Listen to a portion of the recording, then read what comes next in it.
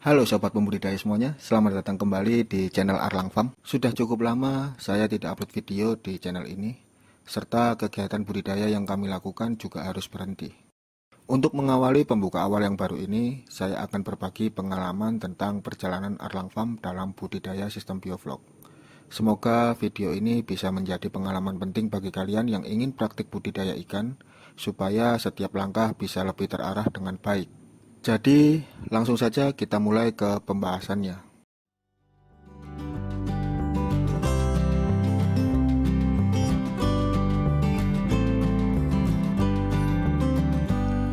Sejak awal, tujuan utama Arlang Farm bukan hanya soal budidaya ikan.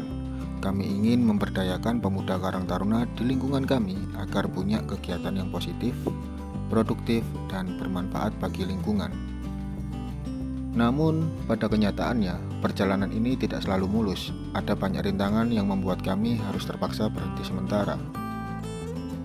Kami sadar, kami ini hanya kumpulan pemuda nekat yang awalnya tidak punya ilmu perikanan sama sekali. Dan semua yang kami lakukan harus benar-benar belajar dari nol. Selain itu, kami juga harus beradaptasi dan melakukan riset sendiri dengan kondisi seadanya di bawah kolong jalan tol.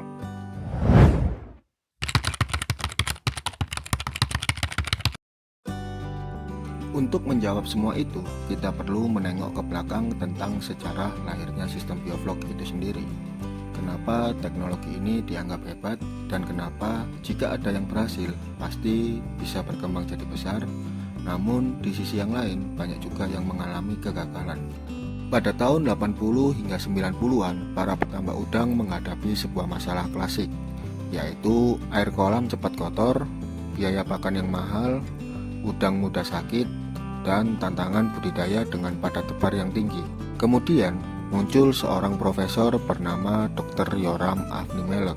Ia berhasil meneliti sebuah konsep yang disebut integrated aquaculture. Beliau menemukan bahwa jika kolam diberi oksigen yang cukup dan sumber karbon tambahan, maka bakteri heterotroph akan tumbuh dengan pesat. Bakteri ini bisa memakan limbah nitrogen beracun, lalu membentuk gumpalan mikroba yang kaya akan nutrisi. Selain bisa menjaga kualitas air tetap baik, ternyata juga bisa sekaligus dimakan oleh udang dan ikan. Dan inilah cikal bakal teknologi bioflok yang awalnya digunakan untuk udang faname di Eropa dan Amerika, namun kemudian bisa berkembang ke ikan air tawar, termasuk ikan lele dan ikan nila. Kemudian, sistem bioflok mulai dikenal di banyak negara, antara lain Brasil, Ekuador, dan benua Asia Tenggara, tepatnya di Thailand. Hingga sistem bioflok ini dikenal luas pada tahun 90-an hingga tahun 2000-an. Hasil penelitian menunjukkan bahwa bioflok memiliki keunggulan seperti ramah lingkungan, air kolam cenderung stabil dalam kondisi yang baik, hemat pakan, padat tebar yang tinggi, tidak tergantung sinar matahari, dan ikan yang dibudidaya lebih tahan terhadap penyakit. Oleh sebab itulah alasan kami kenapa lebih memilih menggunakan sistem bioflok ini. Di Indonesia sendiri, sistem bioflok ini mulai berkembang pada awal tahun 2000-an melalui sebuah penelitian di kampus seperti IPB dan Undip. Tokoh-tokoh penting seperti Bapak Adi Sucipto, Bapak Supono, dan Ibu Julia Ekasari bisa dibilang merekalah pionir yang memperkenalkan bioflok di Indonesia. Kemudian sekitar tahun 2010-an, pemerintah mendorong program bioflok untuk lele, dan dari situlah bioflok semakin populer di kalangan pembudidaya di Indonesia. Tapi fakta di lapangan tidak semuanya berhasil. Banyak juga yang gagal karena tidak paham syarat mutlak dalam budidaya ikan dengan sistem bioflok ini. Dari pengalaman kami, terdapat 3 faktor kunci keberhasilan budidaya dengan sistem bioflok, yaitu faktor teknis, faktor biologis, dan faktor pendukung. Bioflok memang menjanjikan, tapi tanpa pemahaman mendalam dan kedisiplinan, hasilnya bisa berbalik jadi kegagalan.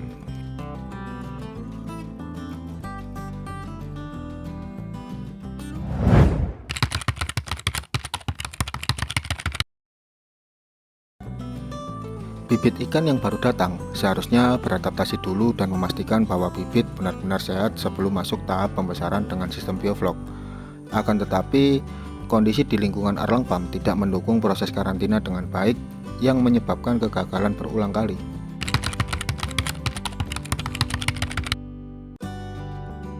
Langkah ekstrim pun pernah kami lakukan, yaitu dengan cara bibit langsung kita masukkan ke dalam kolam bioflok dengan harapan agar ekosistem air bioflok menyeleksi ikan yang sehat tetap bisa hidup dan yang lemah atau sakit akan mati.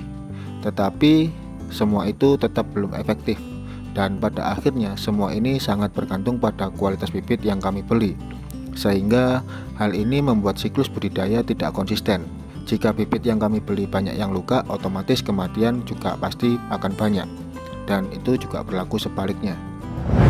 Seiring proses yang kami alami, kami akhirnya menemukan pokok permasalahan yang terjadi di mana terdapat dua hal penting, yaitu sumber air yang kami gunakan dan kondisi lingkungan kolam kami. Sumber air yang kami gunakan memang berasal dari PDAM. Air PDAM ini memang bisa langsung digunakan dalam tahap pembesaran di sistem bioflok ketika ekosistem vlog sudah berjalan.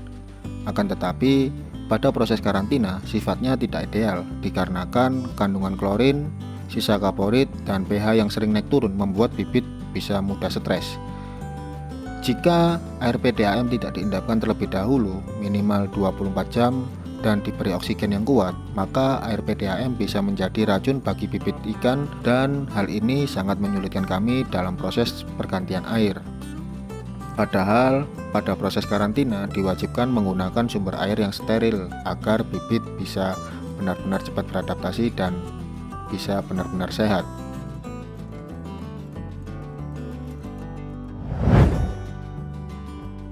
Kemudian, masalah yang kedua ialah kondisi lingkungan kolam kami.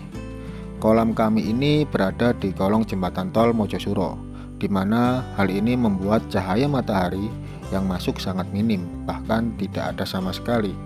Padahal cahaya matahari bisa menjaga suhu air kolam agar tetap hangat di angka 30 hingga 40 derajat, dan juga cahaya matahari turut berperan penting dalam menjaga ritme biologis dan imunitas bibit ikan untuk produksi vitamin D.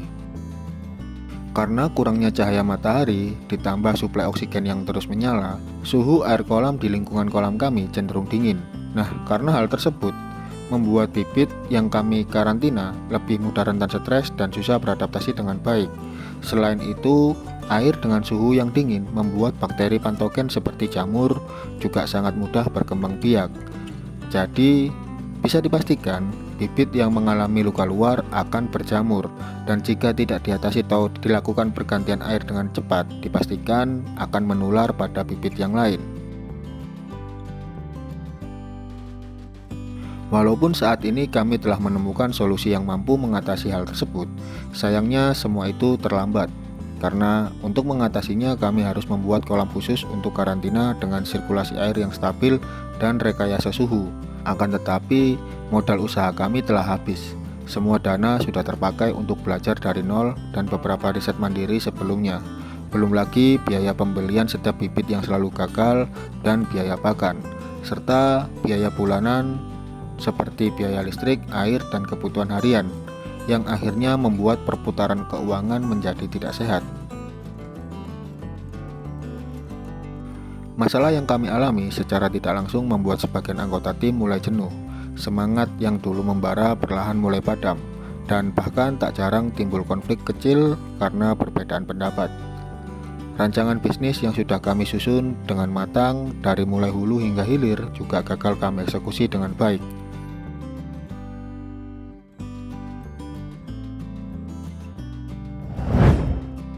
Ironisnya, di tengah kesulitan yang kami hadapi, Arlang Farm sempat mencatat sebuah prestasi dengan menjadi juara 2 tingkat kota madya dalam mewakili kecamatan pada lomba gotong royong dan berhasil masuk sebagai juara pada Pemuda Pelopor Surabaya.